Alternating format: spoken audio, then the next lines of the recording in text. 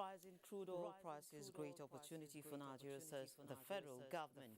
Court orders a Central Bank of Nigeria to release mobile NNPC 82 billion judgment debt to Akwa Ibom communities. CBN releases operating guidelines for R200 policy. Nation shares steady. Investors draw breath as Ukraine resists Russian invaders. This is Business Express on the network service of the Nigerian Television Authority, the NTA, and we are reaching you from Abuja, the nation's capital, on this first day of the month of March. I'm Liakatin Babatunde.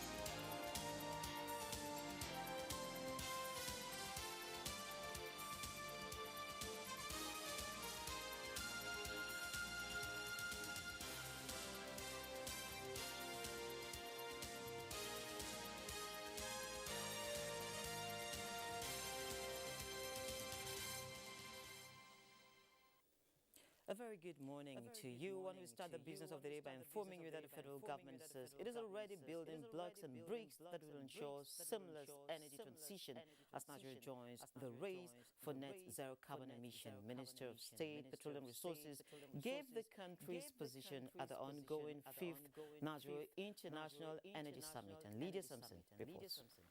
Gas has enormous potential. Experts acknowledge that energy transition raises the bar in terms of environmental, social, and governance demands, with the enormous potential to diversify and grow economies as a crucial part of the energy mix.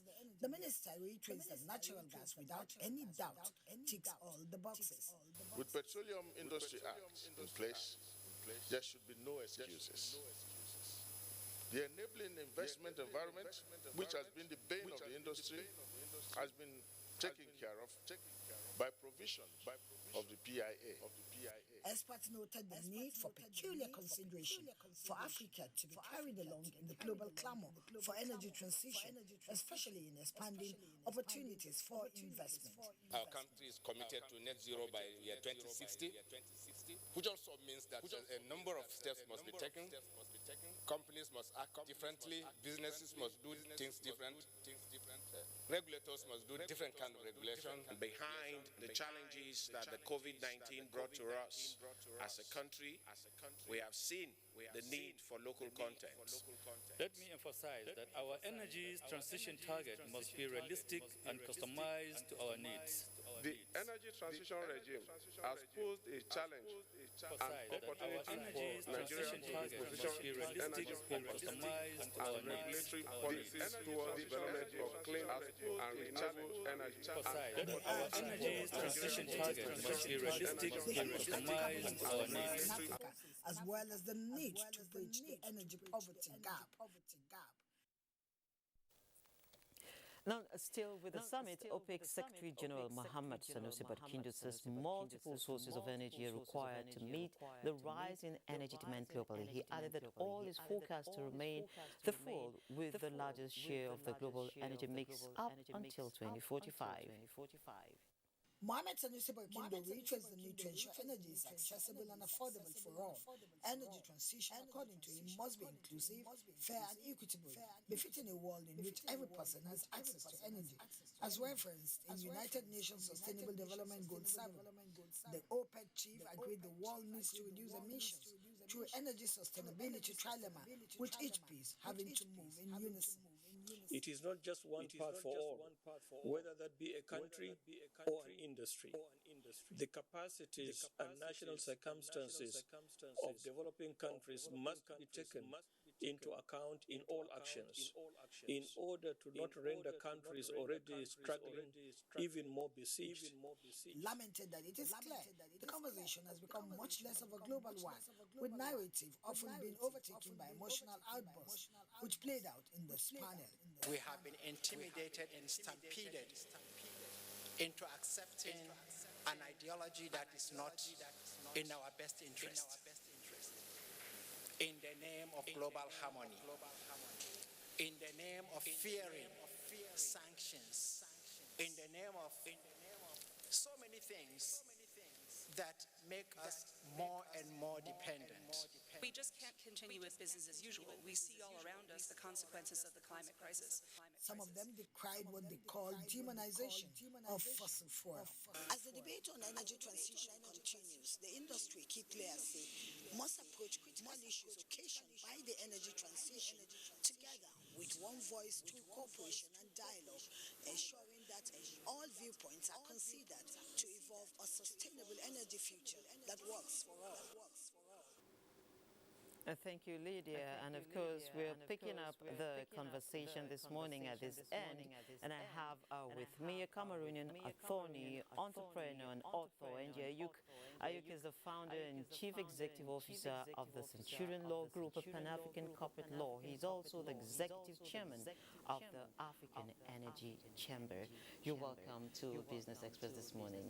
Thank you so much for having me. And also welcome back home to Nigeria again. It is home indeed. I've always enjoyed my presence in Nigeria, and it's who could ask for a more welcoming country than this one? Did you have pepper soup this time around? I had pepper soup, I had moi, I had goosey, so I can't complain. And right after this, I'm going to get more. Oh, great. So I guess we're feeding you well. Well, I would have to walk out after leaving Nigeria. So we start the business of the day. The energy transition debate is on. It's on, and of course, Africa continues to battle acquiring energy security. So, what will be your take on that? I think we have to have a common sense approach to this transition. But let's set the stage. 600 million Africans do not have access to electricity. 900 million no access to clean cooking. 70 million of those with no access to electricity are right here in Nigeria. And we're not even talking about reliable electricities. So we cannot approach a transition at the same pace, the same order in which Western developed nations are approaching it. It's just not possible. We need to ramp up oil and gas. We need to produce more oil. We need to provide more energy. What we need right now is more affordable, abundant, and cleaner energy. And oil and natural gas is part of that equation. So, are we making any milestones in your opinion? Because when you just reeled out the numbers, I mean, they're bothersome to me as a person. Are you concerned about the numbers? We at the African Energy Chamber, we're very concerned. That's why we define making energy poverty history by 2030. It has to be. One of the best things I've been very happy being in Nigeria and watching the Nigerian International Energy Summit is when we started talking about energy poverty, nobody wanted to mention that. Today, everybody is talking about energy poverty, and now we need to move away from talk to really having pragmatic, common sense solutions towards that. But we have to, when we look at this issue, we have to say what went wrong. But the past is reference, not residence. We have to start looking at what market-driven solutions can we find at this time with the global debate, and to make sure that the least of in our societies around Africa, they're not left behind. We cannot have clean air in the dark. We need to be able to have clean air with light so that every child in Nigeria or Zambia or Namibia can have a shot at life just like a child in Norway or Sweden or America. They deserve better.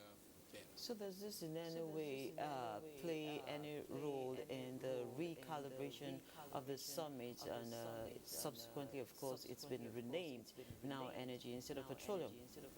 I really like this idea of it moving from petroleum to energy.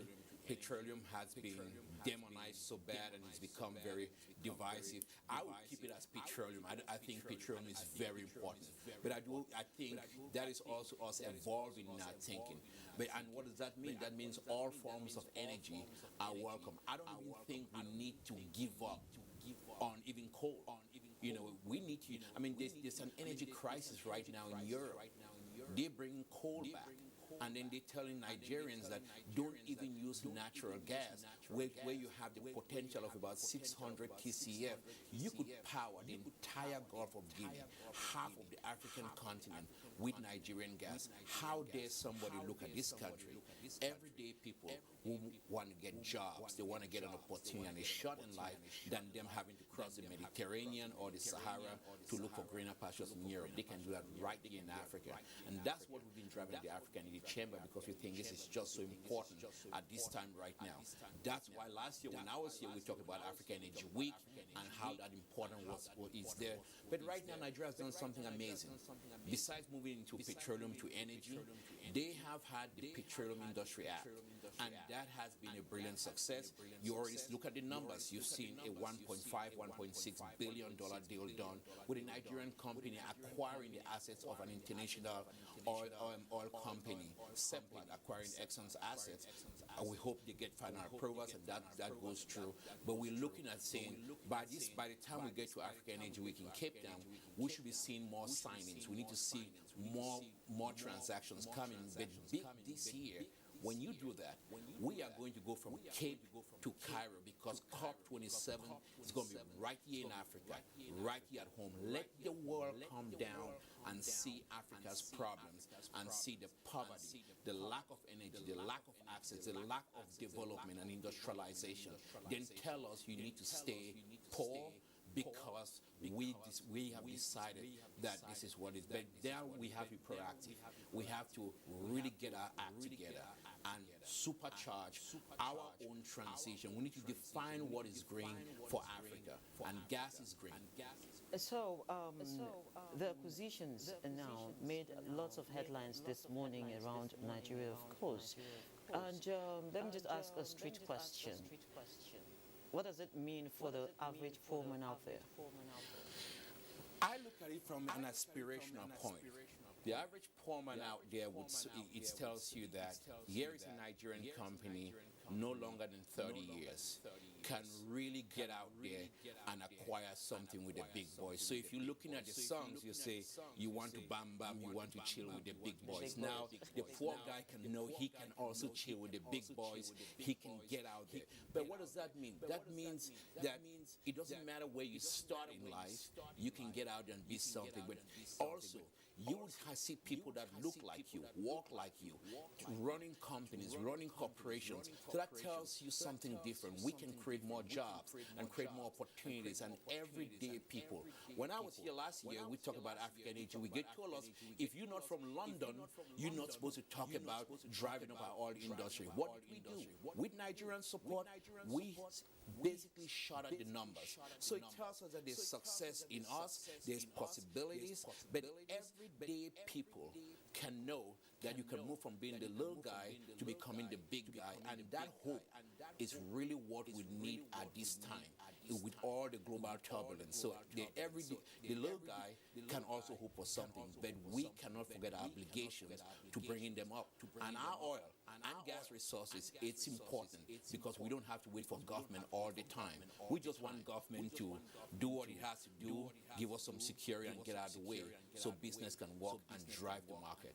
Okay, you were here last year. What would be your thoughts about the PIA and, of course, its implementation? What will it mean for Nigeria? What will it mean for West Africa and Africa as a whole? I think coming back this year, as I promised you, if the PIA was not successful, I would not be back. They wouldn't let me in. So it was successful. So we are back. The Minister of Petroleum has been very, very pushful, has been driving this. NNPC has been doing more. we have looked at one of the biggest holdbacks of implementing the PIA, access to finance. What have they done? They've partnered with Afrexim Bank. They're driving an African energy bank because we don't have to go on foreign aid every time and go to Europe begging and say, come help us. We're saying, we're going to use African resources. We're going to use African financial institutions to power up our industry. So that's the kind of hope that the PIA has caused, and then it's opened up the market. And everybody's looking at Nigeria right now, but the neighboring countries are benefiting from that. But we have to be watchful guardians to make sure that politicians don't mess it up. So you got to keep them on their toes. You got to keep focusing and ensuring that there is compliance, there is ESG, so the PIA can work. And that this year, I told everybody, when we in Cape Town, we are going to put the PIA front and center because Nigeria is ready.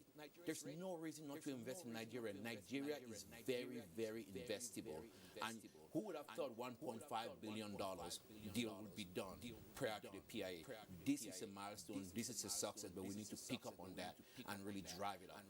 Okay, so the whole world is feeling the tensions and, of course, the result of the crisis, I'll put it that way, between Russia and Ukraine is already driving up oil prices across the globe, just on a higher side.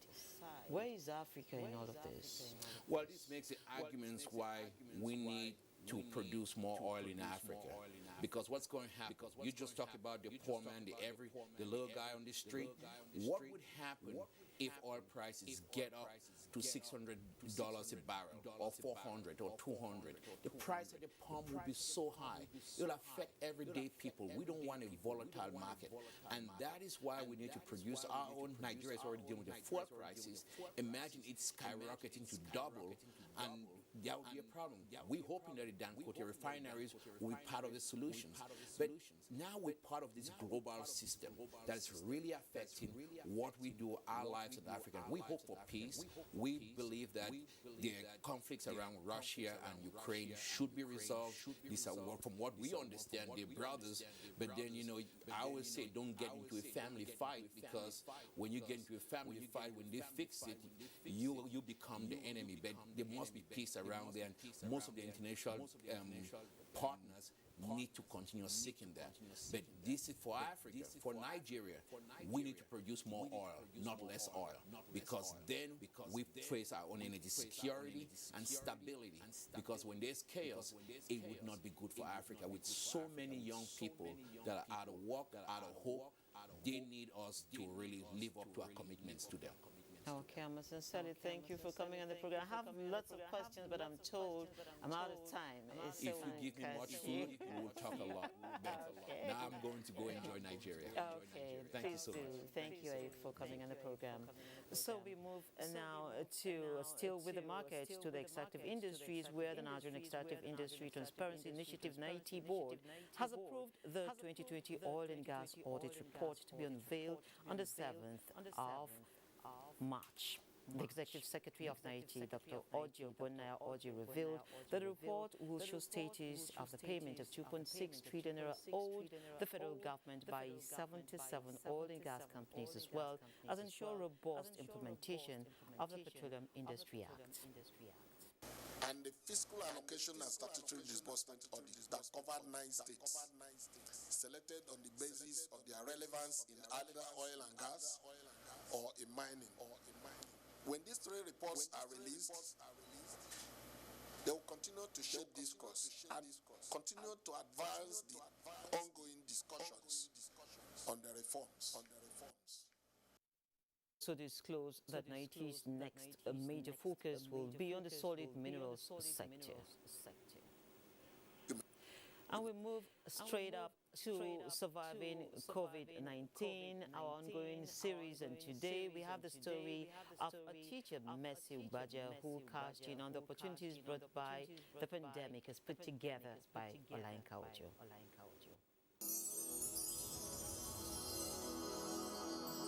Surviving COVID-19 series is brought to you in partnership with the Central Bank of Nigeria. I actually started Messi's Pop far back in 2020 during the lockdown. Okay, I'm a teacher by profession. I teach in a school, and because of the pandemic, we had to stop teaching physically. So we're on lockdown, and we had to teach online. So I realized we're not going to have summer school, and that was a big one for me. So I kept asking myself, so what am I going to do with my time now? I needed to do something new and something fresh. So the idea popped up in my head. Why don't you start producing food? Because food is going to be a major issue, right? So I decided to go into food production, and I decided that, okay, let me produce pap. Thinking again, no, I don't want to do pap. I don't want to do pap the way everyone does pap. I want to do something different and very nutritious. In fact, I want to do something that is aimed at solving problems. Solving problems. That's what I want to do. So I said to myself, okay, maybe I should just start studying different grains and the importance of the grains in the body. And then I decided, okay, I'm going to have some grain combination, okay.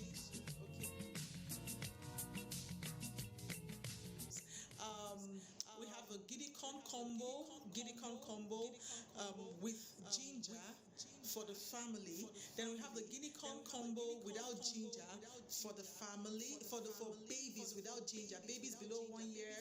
And then we have the lactating moms combo that help mommies express their breast milk very well. Because I noticed that some women do not actually lactate the way they should lactate. So I said to myself, why don't you just mix up some grains and some spices that could help the baby mothers express milk and feed their babies properly.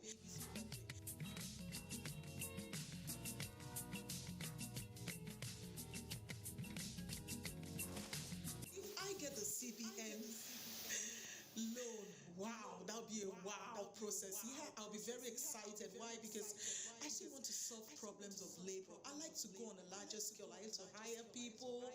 I like to provide jobs for people by incorporating people into my processing family. And I would like to get some machines to make work easier for myself. Machines, because I want to try dry pap, the powdery pap on a large scale.